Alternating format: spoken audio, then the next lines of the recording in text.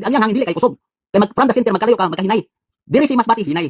Pero ikumparar sa Negros, kusog si Masbati. Ang Negros, Northern Negros kay naapil ra ba ni sa signal number 1, Cebu naapil ba? Kabahin naghangin. Paghatag ni Pag-asa og signal number 1 2 3 4 5, kabahin nas gikusgon sa hangin. Dili na kabahin sa ulan. Okay? Kaya ang ulan wala na gisukod kabahin sa signal number. Gisukod na siya in terms of millimeters of rain per hour. Gisukod na siya gidaghanon sa tubig nga ulan. Muna yung pagsukod, dili signal number.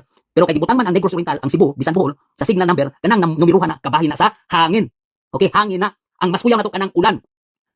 Ang hangin will matter ug naka duol sa alagyan pero katanduanis. Nag-ingon ko sa akong previous broadcast, kanang mga pustis kuryente, kanang mga lubi ug magpabili ng magtindog paglabay ni uwan, ingon ko milagro na.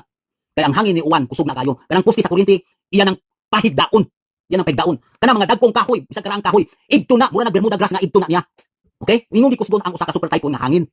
Mao nga ug duol ka sa alagian, kanipat mo man forecast track ni GTWC, Joint Typhoon Warning Center mo niya. Ako pong isgutan niya ang GMA. Ug duol ka siyang alagian, if you are near the center of its path, you will suffer violent wind force.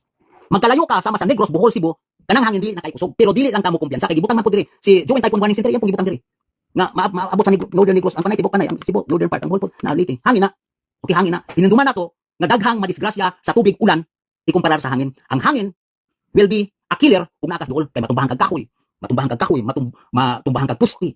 Okay, maligiran ka o mo landslide kay huipon, mabuak ang kilit sa pangpang tungod sa huyop sa hangin kana. Tuglayo ka, that does not matter more. What matters will be the amount of rain a place will suffer, will experience.